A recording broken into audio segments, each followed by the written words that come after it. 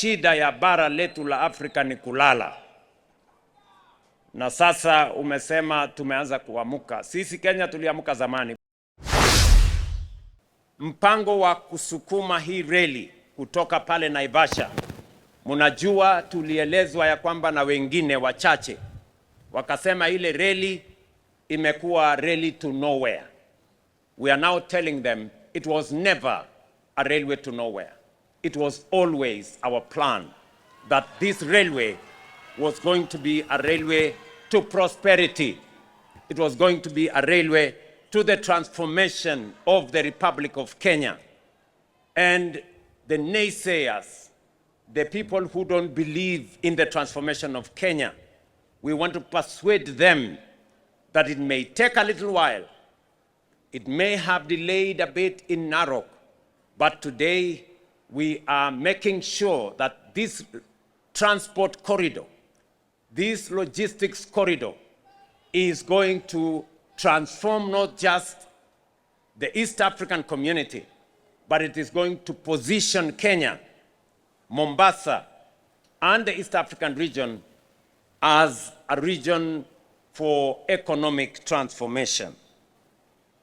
Let me also say, while right here in Kisumu, that here in Kibos, we are going to set aside 1,000 acres to build a special economic zone that is going to be connected to this SGR. It is a program that we have worked with and we have worked on. And as I have said, I was a few days in the county of Busia, and the people of Busia equally informed me that they would want this railway to be connected to Busia town, and I did commit to them that the special economic zone in Busia is going to be connected to the standard gauge railway as we transform the economy of the East African region. The governor of Busia is right here, and he knows the request of the people of Busia when I was there a few days ago.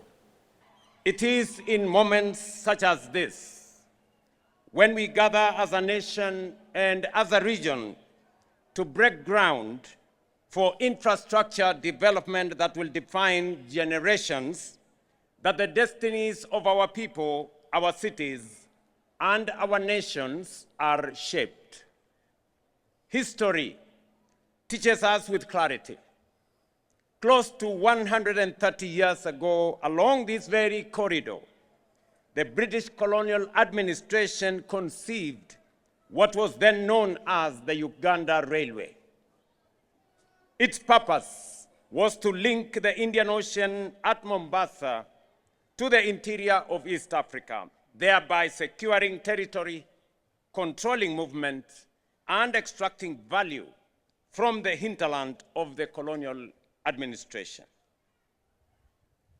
In this original design, the railway would run inland from Mombasa, pass through Nairobi and the Rift Valley, and terminate in Kisumu on the shores of Lake Victoria.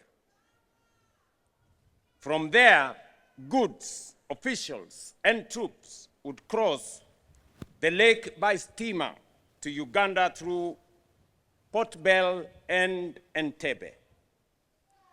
But from the very beginning, the railway did more than move people and goods. It reshaped the geography of our region. Mombasa was reinforced as the gateway of trade. Machakos, once an administrative center of the British East African Protectorate, was bypassed and declined in significance because it lay off the line. And Nairobi, then a swampy, flood-prone rail depot, established in 1899, rose because it sat on the railway. Nairobi became a logistical hub, then an administrative center, and ultimately the capital of British East Africa. Without the railway, Nairobi, as we know it today, might never have existed. Mimi nawaeleza ndugu zangu watu wa Kisumu, mimi niko hapa leo, nitakuwa hapa kesho, nitakuwa hapa kesho kutwa.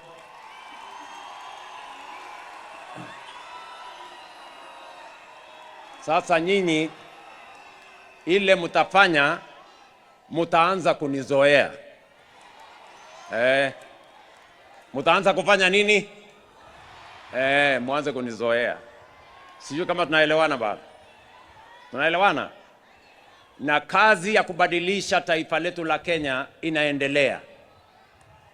Barabara tunajenga, watoto wetu tunawasomesha, health delivery ya universal inasonga mbele, mambo ya kuunganisha stima inasonga mbele, tunajenga infrastructure tofauti tofauti, na tunawatangazia wale ambao wanataka kushindana na sisi ya kwamba miradi yetu ya maendeleo inaendelea. Kenya tunaitransform, na mimi nataka niwaambie tuko tayari na tuko kadi.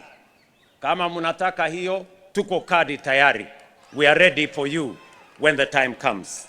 The transformation of Kenya is underway in many areas, as has been acknowledged by even those who don't agree with us. The railway is now underway. The Mau Summit Rironi Road is underway. The Jomo Kenyatta International Airport shortly will be underway. We have concluded the building of Talanta. We are on course building a new modern conference facility at Bomas of Kenya, and on and on and on. Even the naysayers, even those who never believed in what we are doing, those who said nothing was happening, today they confess with their own mouths that indeed Kenya is undergoing transformation. No wonder it is said that God will change your enemies to work for you. And I'm sure they are working for us. 2 days ago, we broke ground for the extension of the SGR from Narok to Kisumu, a distance of 264 kilometers that forms phase 2B of this railway network. That line will connect our industrial corridor in Nairobi to the agricultural heartlands of Narok, Bomet, Kericho, and Nyamira, and ultimately to Kisumu.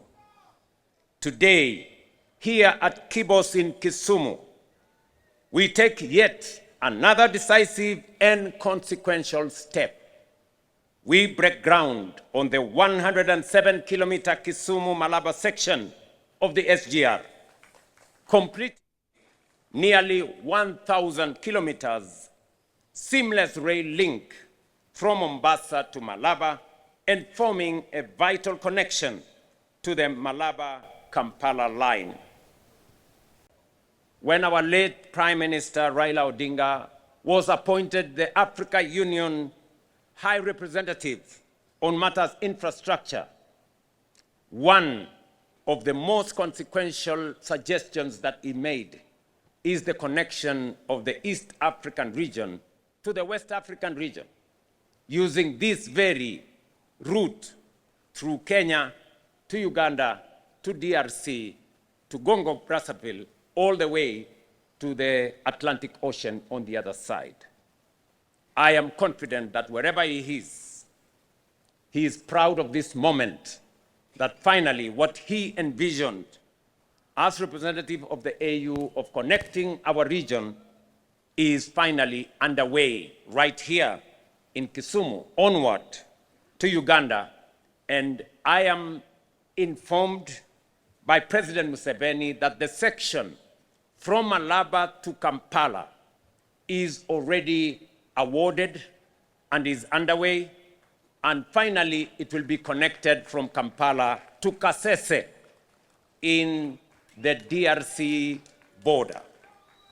Your Excellency, this is a very proud moment for us as Kenya, as we see this infrastructural development that is not just a rail, it is a commercial lifeline, it is a logistics hub, and it is a regional investment that is going to transform the business environment, is going to transform the fortunes of our farmers, of our producers, of our industrialists, of our business people, and create wealth in our region. Na mimi nataka niwaambie tuko tayari na tuko kadi. Kama mnataka hiyo, tuko kadi tayari. We are ready for you when the time comes. That infrastructure development does not just connect places, it often creates them. It determines where opportunity thrives, where investment flows, and where prosperity takes root. Unfortunately, the 130-year-old meter gauge railway line that was once a lifeline of regional commerce was neglected and gradually fell into disrepair, losing both its vitality and transformative impact. Yet, even in decline, the vision of connectivity never faded. In 2008, it is in this enduring vision that brought together the late President Mwai Kibaki and His Excellency President Yoweri Museveni, who jointly laid the foundation for a modern high-capacity railway, one that would link Mombasa to Kampala with strategic branches to Kisumu in Kenya and Pakwach in Uganda. Additionally, the presidents of Kenya, Uganda, and Rwanda not only pronounced themselves on the plan to extend the standard gauge railway to Kampala, Kigali, and Juba, but also signed the SGR protocol and tripartite agreement to ensure development and management of a seamless railway system. It is therefore most fitting that our elder statesman, President Museveni, is here with us today to witness this vision taking shape. Thank you, Mzee, for your leadership, your vision, and your steadfast commitment to the unity and integration of our region. Umetueleza Mzee hapa ya kwamba shida ya bara letu la Afrika ni kulala. Na sasa umesema tumeanza kuamuka. Sisi Kenya tuliamuka zamani, bado tuko na wachache bado wanalala. Na tumewaambia wawache kulala kiholela hadharani. Na nafikiri umekuja kutusaidia Mzee kuwaeleza wale wawache kulala. Na tunataka tushirikiane ndio tuende mbele pamoja, ndio taifa letu la Kenya tukiungana na ndugu zetu wa Tanzania na Uganda tuweze kusababisha transformation ya uchumi zetu, tupate nafasi ya kupanua uchumi, kupanua nafasi za ajira, kutengeneza mali, tupunguze umaskini na tuhakikisha kwamba tuna utajiri wa kutosha katika taifa zetu tatu na bara letu la Afrika. Our plan is to transfer all heavy cargo to the railway. Hii ndio maana ya hii mradi. Mizigo yote mizito sana toka kwa barabara kwenda kwa gari moshi. Ndio maana yake. Then transfer all the petroleum products to the pipeline.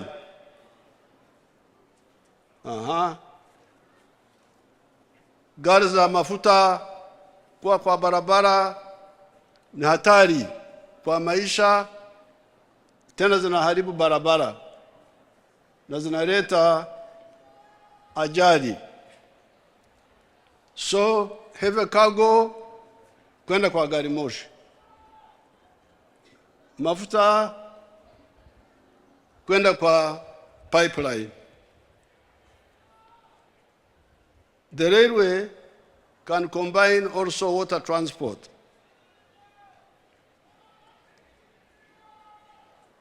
This leaves the roads for passengers and light cargo. This is the whole plan. Kutoa uharibifu na gharama kali kwa usafirishaji mizigo mizito kwenda kwa gari moshi. Mambo ya vitu vyote vya mafuta kwa pipeline. Hiyo inamaanisha nini? Kwa barabara tumeacha wasafiri, watu pamoja na mizigo maridadi. The railway is part of the rationalization of our transport system, especially on the Uganda side, which is irrational and wasteful. Why? Because the items being transported are concentrated on the road, i.e. passengers, light cargo, heavy cargo, petroleum products are all on the roads. Sasa hivi usafiri kwa barabara ni mchanganyiko. Kwa lugha za Uganda tunasema akatogo. Akatogo means kuchanganya maharagwe na ndizi. So the transport now is akatogo on the roads. Kisumu oye! Kisumu oye!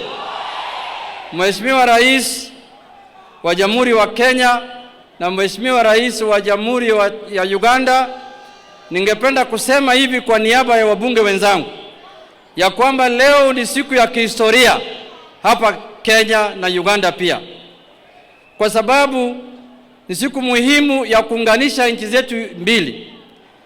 Na I want to say that for sure, sisi kama watu wa eneo hii, dream ya baba yetu ambaye ametuacha Raila Amolo Odinga leo imekamilika.